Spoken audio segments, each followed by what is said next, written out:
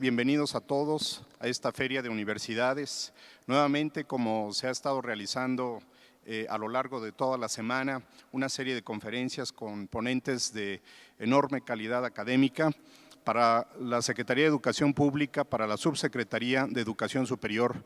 Es un honor y un placer presentar ahora a una ponente más con estas características de excelencia. Si me permiten, voy a leer brevemente la semblanza de la doctora Alma Herrera Márquez. La doctora Herrera es doctora en Pedagogía por la Facultad de Filosofía y Letras de la UNAM. Actualmente se desempeña como coordinadora de cátedra en la UNESCO. Del año 2002 al 2006, se desempeñó como coordinadora del Observatorio de la Red de Macrouniversidades de América Latina y el Caribe.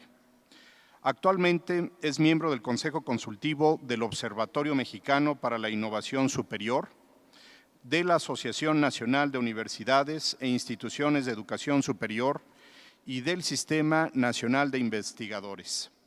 Además, ha dictado más de 170 conferencias en foros nacionales e internacionales y 90 cursos de formación de profesores universitarios.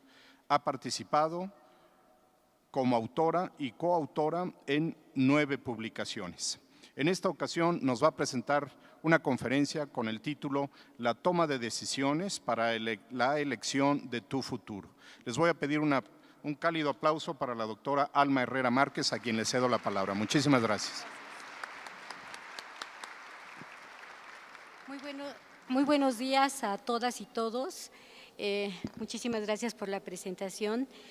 Les comentaba yo aquí en corto que es bien difícil competir con Shakira y con Juan Luis Guerra, así que les pido paciencia.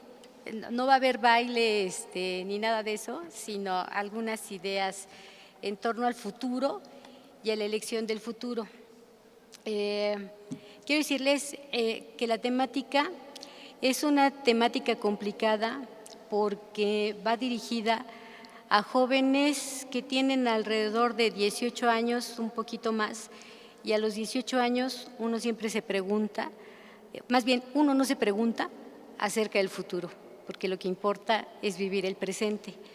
Entonces, hacer una reflexión del futuro cuando el futuro también es un intangible, cuando el futuro está cargado de incertidumbre, representa verdaderamente un desafío. Y no solamente resulta que tendremos que hablar del futuro, sino también que la idea es aportarles elementos e información que a ustedes les permitan tomar decisiones para ir configurando un futuro en algún sentido crítico, propositivo y productivo.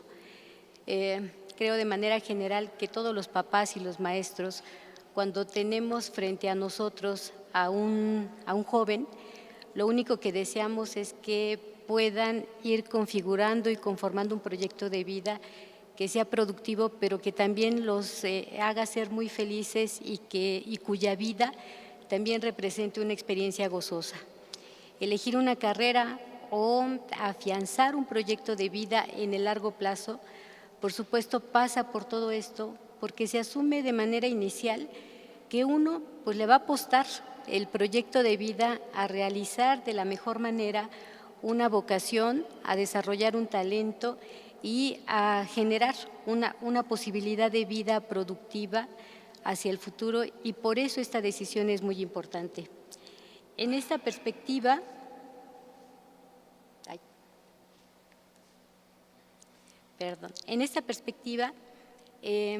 la primera lámina solamente va dirigida para que pensemos qué representa o qué implica empezar a tomar decisiones para un proyecto de vida que vamos a configurar. Y la primera, pues es que pasan por nuestra cabeza cuando ya estamos en esta recta final, independientemente de la edad,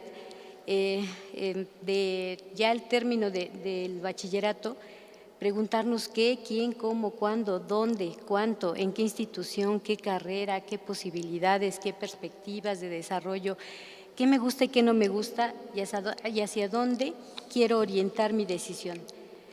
Cualquier decisión que tomemos siempre implicará hacer un análisis de la información de la que disponemos y a partir de esa información y a partir de las hipótesis que pudiéramos aventurar de esa información, pudiéramos entonces sí trazar un proyecto de vida que pueda quedar más o menos configurado a partir de los componentes con los que disponemos.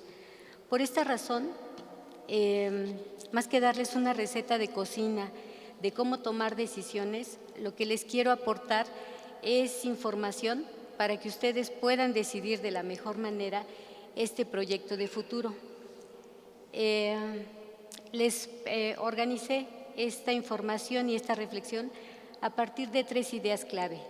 La primera, que estamos frente a un cambio de era que a veces por la fuerza de la cotidianidad resulta muy difícil aprender, resulta muy difícil comprender porque estamos en medio de un torbellino y de un vértigo de información, de situaciones y de perspectivas que a veces no nos permiten analizarlo de una manera muy racional o clara. La segunda es que es claro que estamos frente a un cambio en el mercado de trabajo. Para quienes son muy jóvenes y apenas están avanzando en este camino, quizá no pueda ser muy sensible el hecho de que en muy pocas décadas nosotros enfrentamos cambios fundamentales en la forma como se organiza, cómo se contrata, cómo se produce y con las capacidades y habilidades a quienes se le contrata para insertarse en un mercado de trabajo.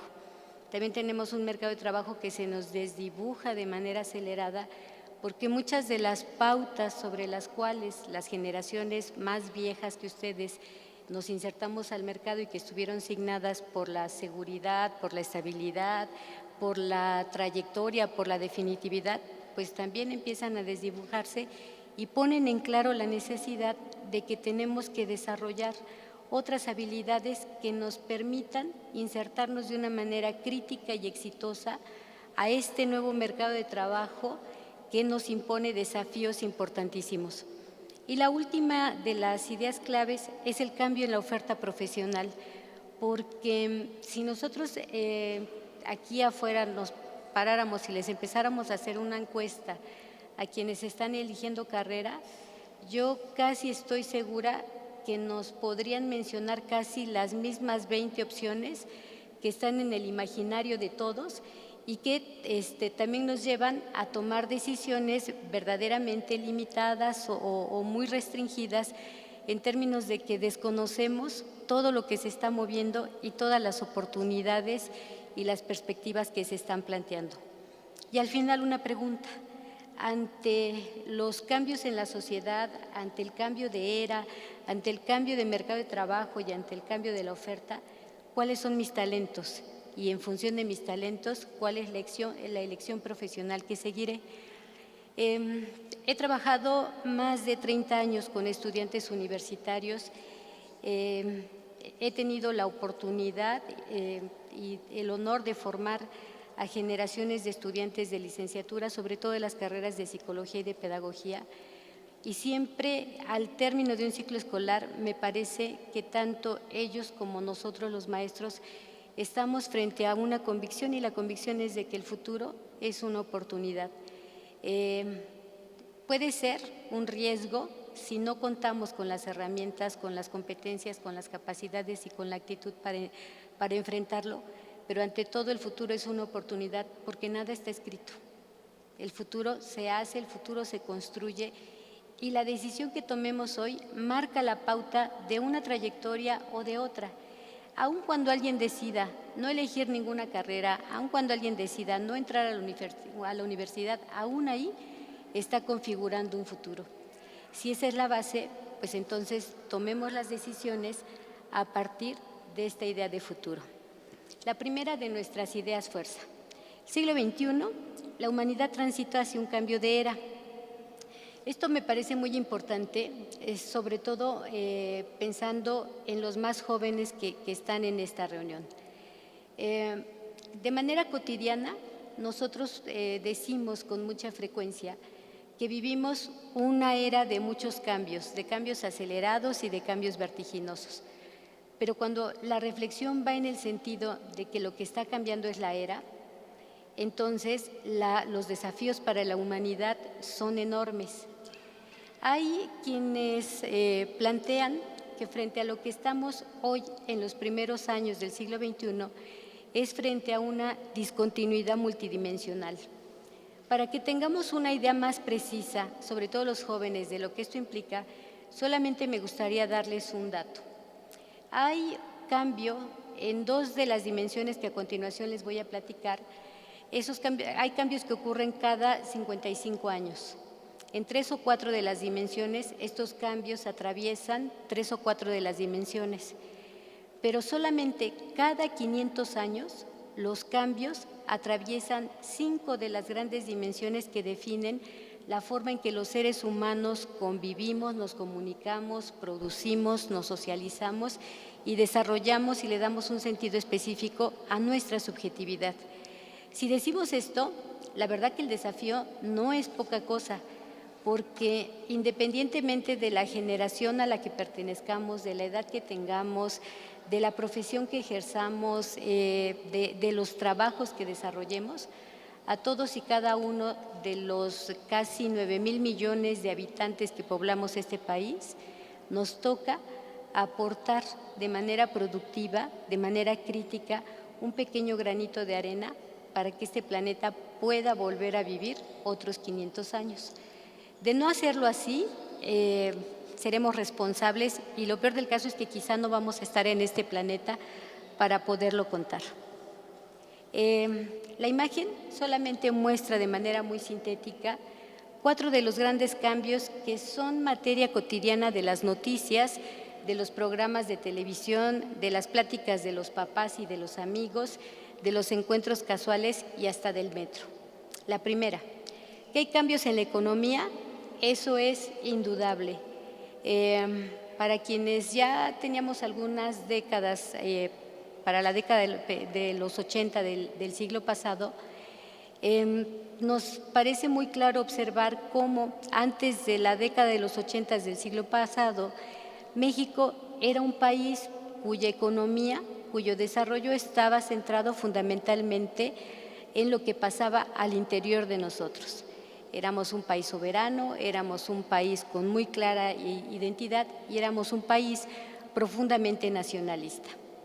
De principios de la década de los 80, que viéndoles la cara, yo creo que algunos todavía no eran ni proyecto de célula, pero de principios de la década de los 80 a la fecha, México entró, lo mismo que todo el mundo, en una dinámica de cambio económico que de manera general, muy global, le llamamos globalización, y que no es otra cosa sino pensar que el desarrollo económico depende mucho de la interacción, de la articulación con otros países y que lo que pasa en la economía de un país irremediablemente afecta la economía de todos los países.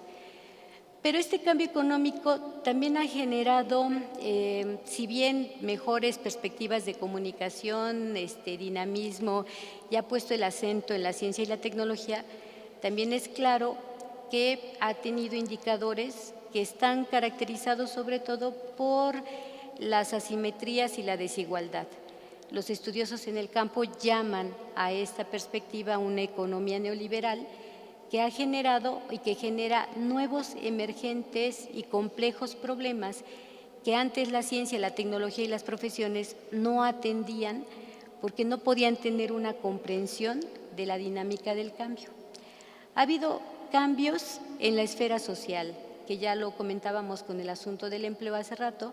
Ha habido cambios y esto sí lo tenemos en la piel y cotidianamente todos los días en las noticias, en la naturaleza, o sea, hablar de cambio climático, hablar de calentamiento global, hablando de granizadas que de repente son inesperadas porque tienen la capacidad de destrozar ciudades, de dañar a la gente, etcétera, o de inundaciones o de sequías que agotan las posibilidades productivas de la tierra, pues nos pone ante un escenario de cambios y un cambio en esta dimensión que en serio está poniendo contra la pared la posibilidad y la capacidad de existencia de la vida misma. Pero también hay cambios en la cultura y en la cultura también abarcamos todo lo que son los nuevos modelos, los enfoques, los paradigmas de la ciencia que ahora se vinculan al estudio de objetos mucho más complejos y a la necesidad de tener miradas múltiples en el cambio. Pero la última de las dimensiones, que de alguna manera es en gran medida materia de esta feria, tiene que ver con los cambios en la tecnología. La imagen de la izquierda, o sea, de alguna manera alude a la imagen que muchos papás y maestros tienen de los jóvenes de hoy, porque es otra vez como volver a estar en la posición original de nuestro origen, pero ahora frente a una computadora.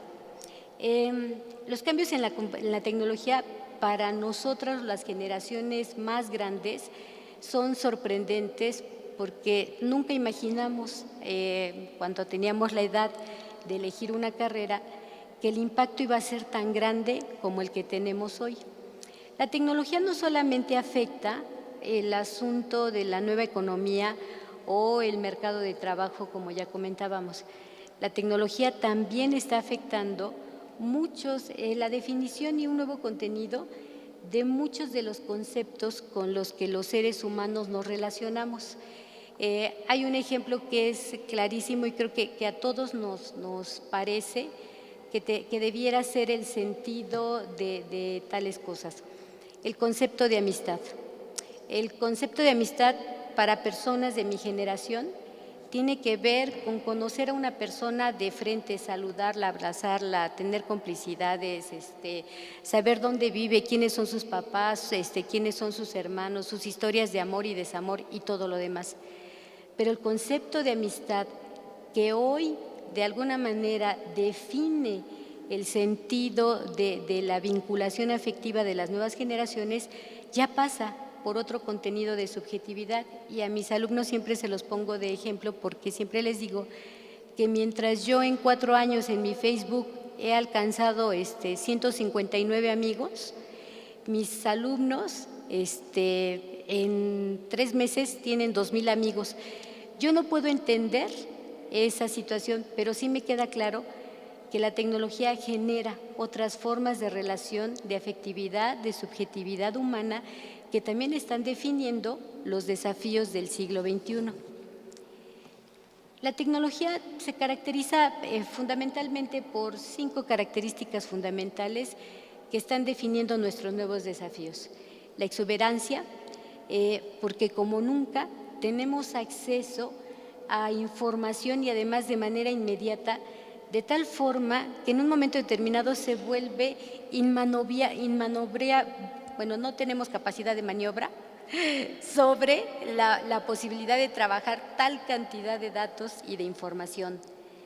La ubicuidad, que implica esta posibilidad de poder estar a través de los apoyos tecnológicos en muchos lugares al mismo tiempo, de manera simultánea, de manera presencial, y que por supuesto constituye una enorme ventaja y una enorme posibilidad para aprender cosas diversas y nuevas, para trabajar a distancia, para conectarse con familias y con amigos que están en otras latitudes de manera simultánea y para no perder el contacto con el otro.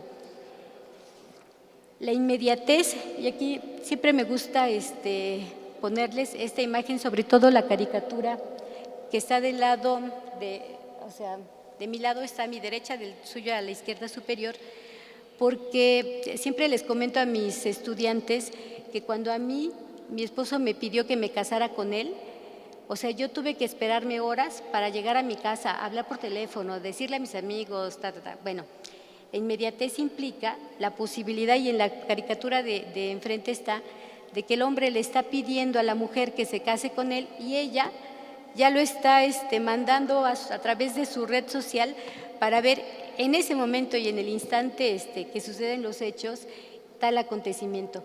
Pero también eso está definiendo, por ejemplo, nuevos contenidos al periodismo. Hoy es muy frecuente hablar, por ejemplo, del periodismo ciudadano, que es un periodismo que no se ejerce a partir de una carrera profesional, sino es un periodismo que hace cualquier persona común y corriente que está frente a los hechos y que de manera inmediata puede generar o difundir un hecho, un acontecimiento, sea político, sea científico, sea académico o sea emocional. Pero la inmediatez también nos da una enorme posibilidad para pensar en nuevos modelos educativos donde los profesores podamos atender sin que medie ningún criterio burocrático de horario, de salón de clases o de lugar, donde podamos atender de manera inmediata la duda que un estudiante tiene en el momento mismo en que está frente a un objeto o un tema de estudio. A mí me ocurre con cierta frecuencia que a la 1 o 2 de la mañana yo estoy trabajando, voy a mandar un correo y de repente en el chat alguno de mis alumnos a las 2 de la mañana me manda una pregunta. Maestra, es que lo que no entendí, y bueno, en otra época yo hubiera pensado que son una punta de maleducados, que no respetan las horas de sueño. Pero en este momento, en el siglo XXI, este sentido de la posibilidad de poder intercambiar con los estudiantes de manera inmediata un contenido o de poder resolver de manera inmediata una duda, también representa una posibilidad que quizá no hemos podido resolver. Y ayer el rector de la Universidad Abierta y a Distancia de México, el doctor Francisco Cervantes, les hablaba, incluso les puso un video acerca del enorme potencial educativo que tiene la interactividad porque mueve a los estudiantes de un rol pasivo a un rol proactivo, a un rol activo, donde él mismo puede ir generando conocimiento y dándole un contenido nuevo a dicho conocimiento.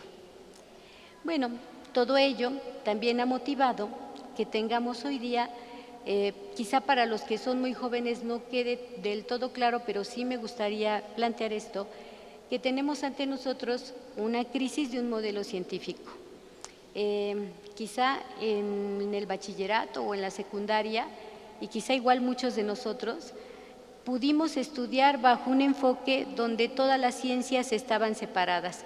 Estudiábamos la biología separada de la física, separada de la lógica, separada de la historia y de las matemáticas, porque cada ciencia tenía su propia perspectiva, su propio objeto de estudio y su propia delimitación.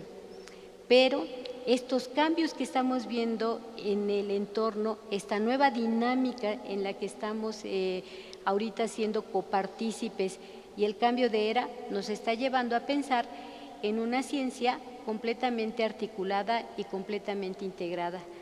Estoy muy segura que quienes todavía no inician sus estudios universitarios, parte de lo que tendrán que analizar al inicio es esta idea de una ciencia compleja, de una ciencia interdisciplinaria y de una ciencia que se comunica a través de múltiples formas para poder entender la complejidad de los tiempos. Esto es lógico por una razón. Por ejemplo, el problema del cambio climático no puede ser abordado solamente por los biólogos. Sí es un asunto que tiene que ver con la biología, pero también es un asunto que tiene que ver con la cultura, porque los cambios en las pautas de comportamiento del cuidado al ambiente no es algo que resuelva la química o la bioquímica o la ingeniería, sino que la cultura asociada al cuidado del ambiente es un asunto que resuelve la psicología, la filosofía o la sociología. Si nuestro interés fuera, por ejemplo, generar nuevos patrones para la seguridad alimentaria, el asunto de los alimentos y la nutrición no solamente tiene que ver con los médicos o con los nutriólogos o con los expertos en salud, sino que la seguridad alimentaria también tiene que ver con el folclore, con los alimentos originarios, tiene que ver con la tecnología, tiene que ver con la sociología y demás. Fíjense, este cambio en la forma en que hoy entendemos los problemas académicos, científicos y profesionales ha llevado incluso en México a pensar en nuevas licenciaturas como una licenciatura en agua. Cuando yo me titulé, a mí me gustaba decir que yo era licenciada en psicología, pero ya vamos a empezar a ver los primeros licenciados en agua. Ustedes me podrán preguntar qué es eso. ¿Es una cosa solamente la biología? ¿Es una cosa solamente del derecho? ¿Es una cosa solamente de la química? Yo les puedo decir, es una cosa de eso, pero de todo eso en su conjunto y de manera articulada, y hacia allá es hacia donde se están configurando las nuevas profesiones. Si esto es así, o sea, es lógico que frente a lo que estamos ahorita es frente a un cambio en el mercado de trabajo y en los procesos productivos. Hasta hace muy pocos años, 30, 40 años, cuando en una sociedad, en un país se generaba un proceso productivo, la gente se capacitaba para desarrollar hasta la perfección una actividad rutinaria. Era la forma como la economía de los países crecía. Poco más adelante, una vez ya como sociedades industrializadas, la economía se organiza a partir del desarrollo de habilidades o de capacidades cognitivas que pueden ser rutinarias, pero sobre todo que pueden ser no rutinarias.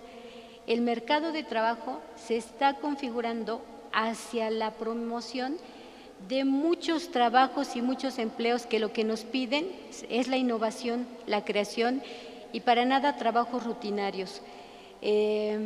Cuando tenemos, por ejemplo, perfiles de egreso muy rígidos, con funciones muy delimitadas, con estructuras muy esquemáticas, lo que estamos haciendo es dejando fuera la posibilidad de una persona para que desarrolle y sea tan flexible y adaptable a las condiciones, a la naturaleza y a las complejidades del nuevo mercado de trabajo.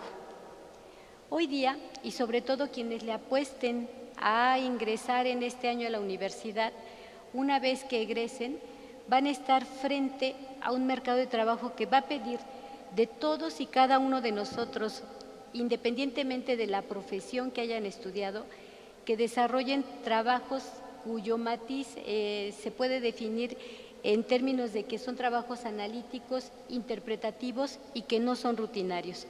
Hacia el final de la presentación les voy a plantear cuál es el nuevo perfil de trabajo que hoy día constituye la base del éxito de los trabajos que todos quisiéramos tener, que son estos trabajos muy remunerados, que son estos trabajos de mucha movilidad, que son estos trabajos de mucho aprendizaje permanente y que son los trabajos que se perfilan como las mejores opciones para el siglo XXI.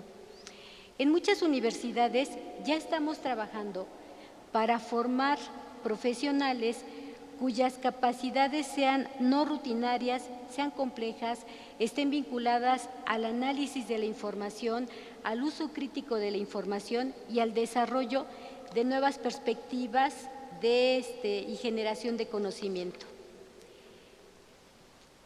Este dato es muy importante. La OCDE, que es la Organización para la Cooperación y el Desarrollo Económico, ha señalado que 8 de cada 10 puestos de trabajo más competitivos están destinados para algo que se llama trabajador del conocimiento, hoy ya se conoce como NOMAD, que es el talento nómada que puede tener la capacidad de avanzar, de integrarse, de articularse a un escenario y una gama muy amplia de empleos. Eso quiere decir que lo que tenemos que hacer es formar estudiantes y profesionales que hagan del aprendizaje, del conocimiento y de la innovación la base del desarrollo futuro. Pero el mercado de trabajo también está impregnado de manera muy fuerte y impactado de manera muy fuerte por las tecnologías de información y comunicación.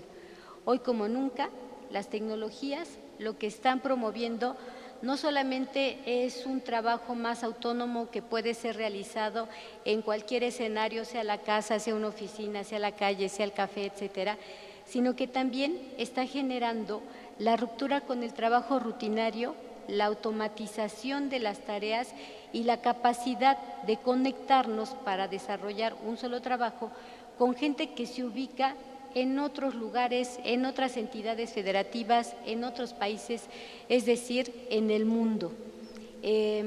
quienes hacen estudios de futuro del mercado de trabajo señalan que va a ser cada vez más frecuente que empecemos a desarrollar trabajo colaborativo con personas que a lo mejor nunca vamos a ver físicamente porque se encuentran ubicadas en empresas situadas en otros países del mundo, y eso genera pues la necesidad de tener una visión muy abierta y muy flexible de las cosas. Quiero decirles que aún las profesiones más tradicionales como la odontología están cambiando fundamentalmente por el impacto que hoy tienen las tecnologías. ¿A quiénes de los que están en este salón nunca les han tomado una placa, el odontólogo, con este material de yeso? ¿Hay alguien que pueda levantar la mano y que diga que a uno? O sea, esa es la proporción en general. Todos los que han sufrido la asfixia de una placa de yeso se podrán dar cuenta de que ese trabajo verdaderamente también limita y evita que mucha gente asista al odontólogo. Pues quiero decirles que en muchos lugares del mundo ya la odontología no utiliza materiales como estos para hacer una muestra, un molde del tipo de prótesis que una persona necesitaría, porque ya los odontólogos lo que hacen es escanear con las tecnologías con las que se cuentan la mandíbula de una persona y moldear la placa o la prótesis, o sea, lo que esa persona necesite, sin necesidad de utilizar materiales que hoy ya se sabe que también contaminan. En muchos países del mundo desarrollado, los odontólogos en el primer semestre aprenden informática y antes de ser odontólogos son informáticos. Los biólogos, antes de ser biólogos, son informáticos, los demógrafos lo mismo, porque el impacto y el cambio que esto tiene está obligándonos a pensar en una forma distinta de entender los problemas que tenemos que resolver, pero también en una forma distinta para resolverlos y para investigarlos. Pero ahí viene otra. Muchos de nosotros conseguimos trabajo consultando el periódico. A algunos otros nos conectaron nuestros maestros, a otros nuestros amigos, los que tenían papás con una pequeña empresa, los colocaron igual, y fueron las relaciones humanas, la búsqueda por las bolsas de trabajo, las que definieron la posibilidad de nuestro empleo. Pero en el siglo XXI, el mercado de trabajo tiene una lógica distinta, y en esa lógica distinta, la gente encuentra un trabajo, se promueve o se vuelve a insertar en el mercado de trabajo a partir de redes profesionales y sociales en las cuales uno sube su currículum y a partir del currículum uno le muestra al mundo quién es, qué hace, qué habilidades tiene, e incluso nos pueden contratar sin ver nunca al empleador, porque basta colocar en la nube todos nuestros currículum, todas nuestras evidencias de lo que sabemos hacer para que podamos tener una movilidad distinta. Este cambio también define que en el mundo haya proyectos de trabajo como el del genoma humano o proyectos que atienden fenómenos globales, elaborados, diseñados y generados desde distintos ángulos, y donde lo único que se trata es ir juntando las piezas como si fuera un rompecabezas al grado de tener una visión integral de las cosas. Bueno, si esto es así, pues es evidente que hay un cambio fundamental en la oferta de las profesiones, que es nuestra siguiente idea fuerza. Primero, algo que ustedes tienen que saber y que me parece de fundamental importancia. La UNAM, que es la institución de educación superior a la que todo mundo en la subjetividad, en las ganas, en la idealidad quisiera entrar, tiene más de 100 licenciaturas, pero el 60% de los estudiantes, que es muchísimo, solamente se interesan y se inscriben en 13 de esas licenciaturas: médico cirujano, derecho, psicología, administración, arquitectura, comunicación, contaduría, relaciones internacionales, pedagogía, ciencias políticas, administración pública, enfermería, cirujano, dentista y médico veterinario zootecnista. O sea, parecería que este país, en toda su riqueza y en toda su diversidad, solamente tiene 13 licenciaturas o ingenierías que les resultan verdaderamente atractivas a quienes van a empezar a transitar por este caminito. El semáforo en rojo lo que nos muestra es que justo en estas es donde crece cada día el desempleo profesional, o incluso que cuando uno se puede insertar a esos mercados de trabajo, las condiciones del trabajo pues son muy malas, entre otros porque hay tal cantidad de gente experta en el campo que se vuelve muy fácil sustituirse, y en esta idea de la oferta y la demanda, entre más oferta, más bajos son los salarios, las condiciones y el trabajo.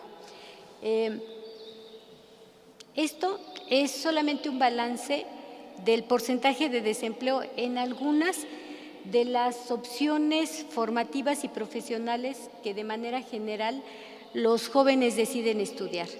En sistemas informáticos hay un 14.7% de desempleo.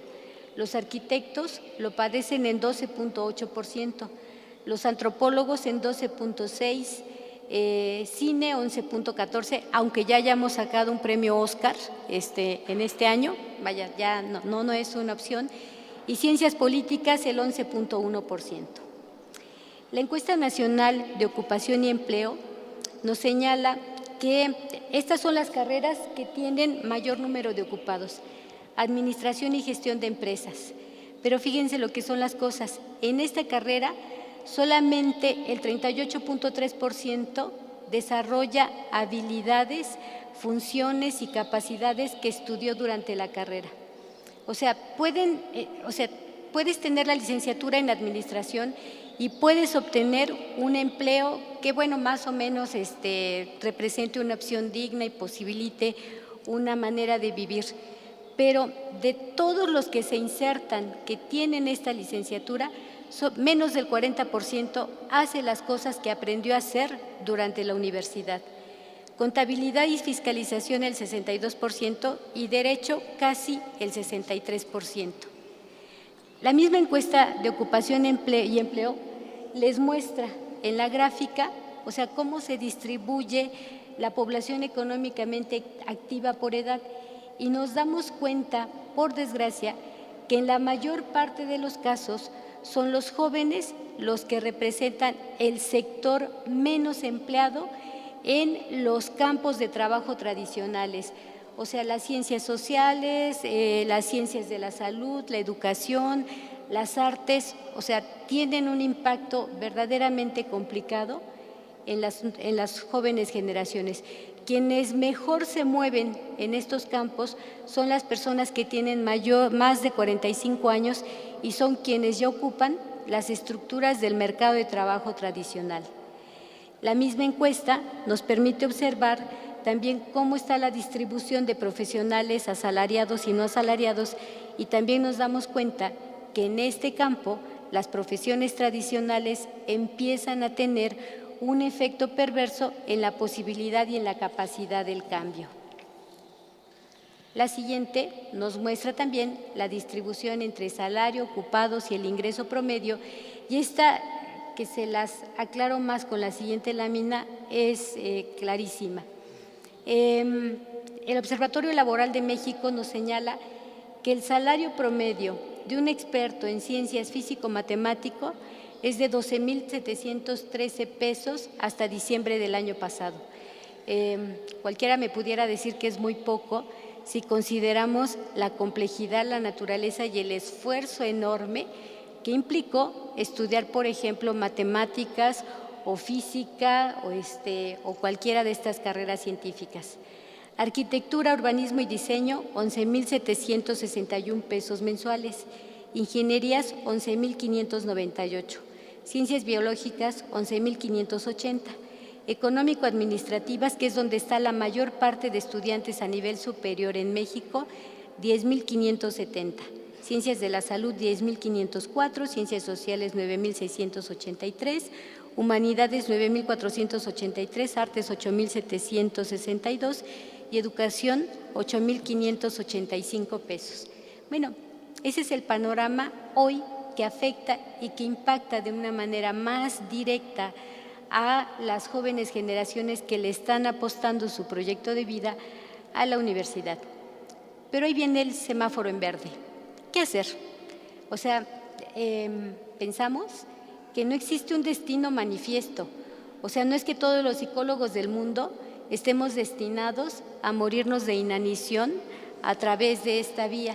No, sino lo que estamos observando es que este escenario de futuro incierto, de futuro complejo, de cambios acelerados, de aspectos emergentes que nunca habíamos visto en la vida, están propiciando la creación de una nueva oferta de carreras profesionales que son completamente inéditas, pero completamente pertinentes y relevantes en este contexto. Hoy en el mundo tenemos expertos en genómica, tenemos expertos en longevidad, tenemos expertos en hacer telemedicina, especialistas en clorofila, consultores ambientales, ingenieros en bioinformática, geomicrobiólogos, expertos en diseño y funcionamiento de granjas verticales, que ya las empezamos a ver en algunos sitios de la Ciudad de México y que representan verdaderamente las nuevas opciones, sobre todo por una razón, porque todas estas carreras de lo que se nutren es de la posibilidad de usar críticamente la información y generar conocimiento. Todas estas nuevas carreras definen y sintetizan esto que conocemos como sociedad del aprendizaje. Estos son otros: analistas en reciclaje, coordinador de expertos en sostenibilidad, expertos en prospectiva y gobernabilidad, expertos en minería de datos, diseñadores de robots, administradores del crecimiento poblacional. O sea, estas nuevas carreras no son carreras disciplinarias, ni que solamente tengan un enfoque, un modelo o una disciplina. Todas ellas son carreras interdisciplinarias que pueden analizar fenómenos complejos y para las cuales no tenemos, por lo menos en México, tantos expertos. Aquí está el futuro de las profesiones, aquí está el futuro promisorio de los jóvenes y de la posibilidad de intervenir críticamente en la solución de problemas que también son inéditos en la humanidad. Y les doy el dato de México. Ahorita ya hay más con seguridad, pero hasta 2010 México tenía el registro de 1991 carreras. ¿Verdad que ni se lo imaginaban? O sea, casi todos pensamos siempre en las mismas 20, pero en su mayoría eran subespecialidades. Fíjense, en un movimiento inverso. Ahorita estamos pensando en carreras complejas que articulen muchas disciplinas, pero una buena parte de las 1991 carreras eran subespecialidades. Por ejemplo, en lugar de tener una licenciatura en psicología, se tenía una licenciatura en psicología social. O sea, ¿qué es eso? O sea, lejos de articular, delimitábamos todavía más el sentido de las carreras. Sin embargo, también a partir del término de la primera década del siglo XXI, las instituciones de educación superior empezaron también a cambiar el enfoque y empezaron a generar nuevas carreras que tienen otra naturaleza y que además en muchos de los casos no conocemos. Hoy día tenemos en México, por ejemplo, una licenciatura en biomedicina, que no es ni biología ni medicina, sino es la síntesis creativa de dos campos de conocimiento solucionando problemas que también son emergentes.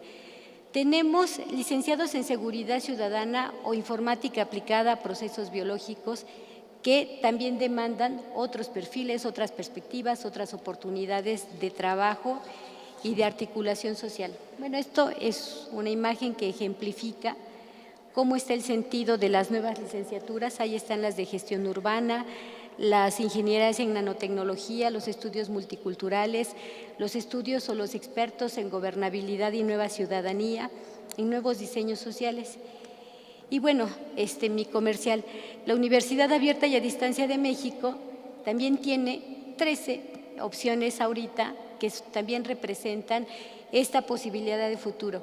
Hay licenciaturas en logística y transporte, en desarrollo de software, en telemática, en matemáticas, en tecnología ambiental, en administración de empresas turísticas, en desarrollo comunitario, en urgencias médicas, es decir, con una visión de futuro, tratando de coadyuvar a la formación de una masa crítica que sí tenga la capacidad de solucionar estos problemas. Bueno, ya sabemos que estamos cambiando de era. Ya entendimos que los cambios en el mercado de trabajo no nos permiten pensar que cuando terminemos la licenciatura nos vamos a meter al Seguro Social, al ISSSTE o a petróleos, sino que en esta emergencia tenemos que pensar en otros escenarios de participación profesional y en otros mercados. También ya sabemos otra cosa que es súper importante, y es que en este país, con todo y todo, hay muchas instituciones educativas que están trabajando para generar carreras profesionales que correspondan más a los ritmos del siglo XXI y que tienen una visión del futuro distintos. Pero ya todo esto, ¿cuáles son mis talentos? Hay muchísima investigación ya que marca un asunto que es fundamental. Ayer el doctor Cervantes lo planteaba en su conferencia. No todos aprendemos de la misma forma y todos le apostamos matices distintos a una profesión, al desarrollo de una carrera, etcétera, a partir de los talentos. La teoría de Gardner, que es la teoría con la que nosotros trabajamos en la Universidad Abierta y a Distancia de México, plantea que a cada talento corresponde una ruta de aprendizaje distinta y en cada talento nosotros nos podemos ver reflejados. Nos interesa mucho que los jóvenes entiendan que de lo que se trata es de explorar la ruta de aprendizaje que se tiene para alcanzar éxito independientemente de la complejidad de la asignatura, de la disciplina o de la materia que esté estudiando. Las personas que tienen talento interpersonal, cuyas características se describen en la lámina, son muy buenas hasta para ser directores de escuela, pero también para ser políticos o psicólogos, por ejemplo. Las personas que tienen talento kinestésico no solamente son buenos deportistas, sino que las personas que tienen talento kinestésico también son extraordinarios cirujanos o fisioterapeutas. Las personas que tienen talento intrapersonal también son excelentes asistentes sociales, trabajadores sociales, desarrolladores comunitarios, psicólogos, bueno, también pueden ser religiosos, pero aquí no necesariamente se trata de eso. Los que tienen talento lingüístico pueden ser escritores, periodistas, pero también pueden ser extraordinarios profesores. Las personas que tienen talento visoespacial pueden ser decoradores de interiores, arquitectos, fotógrafos, artistas, coreógrafos, etcétera. Y los que tienen talento lógico-matemático pueden ser desde agentes de seguros hasta programadores y expertos en cómputo. Pero, ¿de qué se trata en este tiempo? Pues en este tiempo de lo que se trata es de poner a jugar todos nuestros talentos, más de uno, para poder desarrollarnos en la nueva oferta y en las nuevas opciones de carrera. Estas son dos de las que están en la Universidad Abierta y a Distancia de México: logística y transporte y tecnología ambiental. Los talentos que necesitamos para estas carreras no solamente son lógico-matemáticos, sino, por ejemplo, para alguien que es experto en logística y transporte, o sea, necesita desarrollar su talento lógico-matemático, pero también su talento visoespacial y también su talento lingüístico. Alguien que es experto en tecnología ambiental necesita desarrollar su talento lingüístico, el lógico-espacial, hasta el musical, para poder generar pautas con nuevas armonías y nuevos matices que definan otro tipo de soluciones y otro tipo de rutas hacia lo que se está desarrollando. ¿Qué es lo que queremos hacer?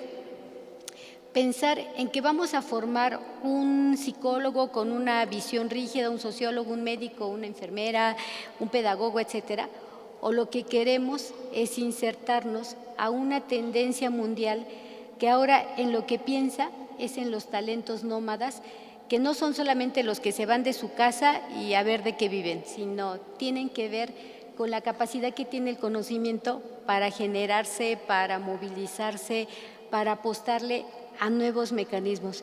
Estoy muy segura incluso que muchos de los jóvenes que hoy asisten a la feria y que aunque no asistan de alguna manera articulan así su vida, tienen estas características. Estos son los jóvenes, estos son los perfiles que van a empezar a ser contratados por las grandes empresas nacionales y transnacionales y que los gobiernos del mundo requieren, porque son personas que además de todo tienen una enorme capacidad para analizar los objetos de estudio, para ser adaptables, para ser flexibles, para apropiarse de conocimientos que no tienen, para desarrollar conocimiento, para generar aprendizajes y sobre todo para un asunto que parece que no es importante, pero que en el fondo verdaderamente es lo que marca la diferencia, para tener la capacidad de poder detectar qué es lo que no saben y a partir de eso empezar a desarrollar estrategias que les permitan apropiarse y dominar aquellos ámbitos que desconocen y que son fundamentales para el mundo de la vida y para el mundo del trabajo.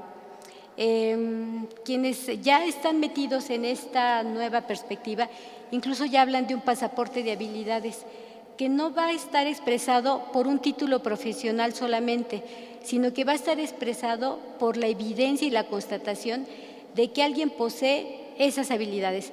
Y para empezar, o sea, para darnos un sentido de esperanza a todas las generaciones, o sea, en este pasaporte de habilidades no está limitado solamente a las personas jóvenes o tampoco está limitado solamente a las personas que tienen más de 40 años.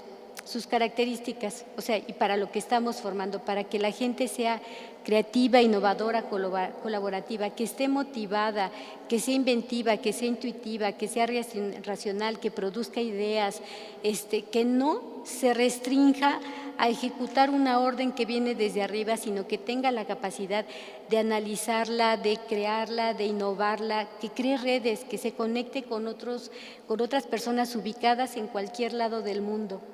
Nos interesa que en el pasaporte de habilidades que constituye, digamos, el sentido del trabajo del siglo XXI, las personas que se inserten aquí tengan la capacidad de generar herramientas, de usarlas críticamente, que estén alfabetizados digitalmente para que puedan usar, para que puedan generar, para que puedan difundir críticamente la información, que sean competentes para resolver problemas desconocidos, por más complejos, por más innovadores, por más emergentes que se quiera, pero también para que puedan anticiparlos críticamente, pues con la idea de generar una estrategia y una perspectiva de anticipación permanente, que sean adaptables, que sean flexibles, que hablen muchas lenguas, que se apropien de los lenguajes simbólicos de muchas disciplinas y que tengan la capacidad de asumir verdaderamente con crítica y con actitud la capacidad de transformar el mundo y de transformar las condiciones de vida que no les resulten convenientes a ellos o a la sociedad, que sean capaces de desaprender, aunque esto se antoje como que muy complicado, que sean competentes para crear redes de conocimiento horizontales, que estén dispuestos a aprender toda la vida, asumiendo que el hecho de que obtenga uno un título profesional no es garantía de que uno ya va a saber lo que se tiene que saber para el mundo de la vida, para la complejidad, para la incertidumbre y para el trabajo, y que, sobre todo, no teman al fracaso, que se vale equivocar, pero que también en esta perspectiva se vale aprender para entretejer nuevas oportunidades y nuevas posibilidades. Para todos, independientemente de la edad que tengan o independientemente de la formación que tengan o independientemente del camino que hayan decidido elegir, me parece que ahora es tiempo de decidir.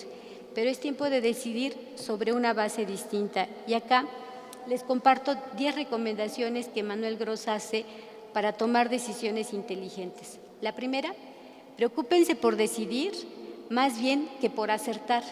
O sea, esto no es una adivinanza, no se trata de salir ahorita al patio, hacer una quiniela y ver a qué carrera le apostamos más en función de nuestra intuición o nuestras ganas de hacer cosas, ¿no? O sea, la segunda, identifiquen claramente sus objetivos. Trazar un plan de vida, configurar un proyecto de vida, verdaderamente implica que quizá no tengamos clara la estrategia, pero si podemos definir el rumbo, con las rutas podemos ser muy flexibles y abonar de maneras muy innovadoras, emergentes, etcétera, el camino que tenemos que seguir. hay que plantear los problemas de forma realista, o sea, ¿qué tengo, qué puedo hacer, qué opciones y hacia dónde? Y en función de ello, generar la mejor estrategia.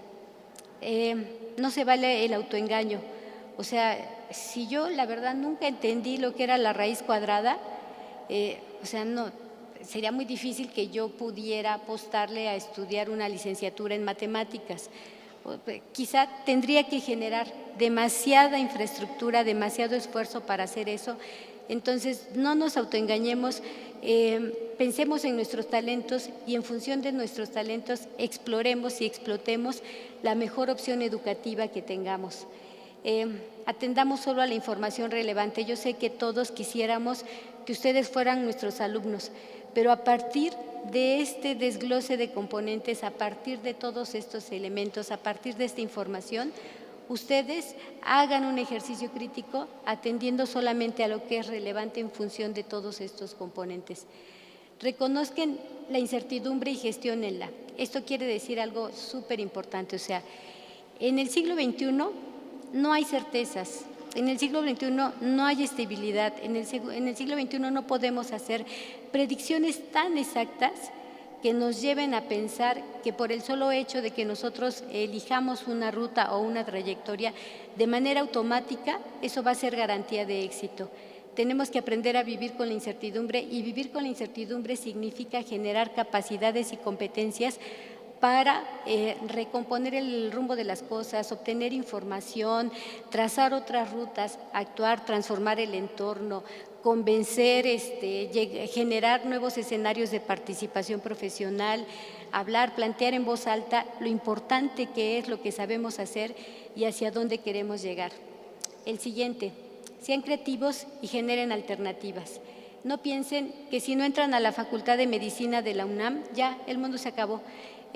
No, o sea, en realidad en este mundo no solamente necesitamos médicos, necesitamos expertos en salud que sepan mucho de medicina, pero también que sepan de filosofía, que sepan de antropología, que sepan de sociología, que sepan de economía, que puedan determinar cuáles son los factores de la economía que provocan enfermedades y cuáles son los factores que dependen de las condiciones fisiológicas y anatómicas de una persona para que ésta se enferme. Tengan en cuenta que toda decisión tiene una consecuencia. Es un poco lo que decíamos al inicio. Si alguien decide no decidir, aún así, ahí hay una consecuencia.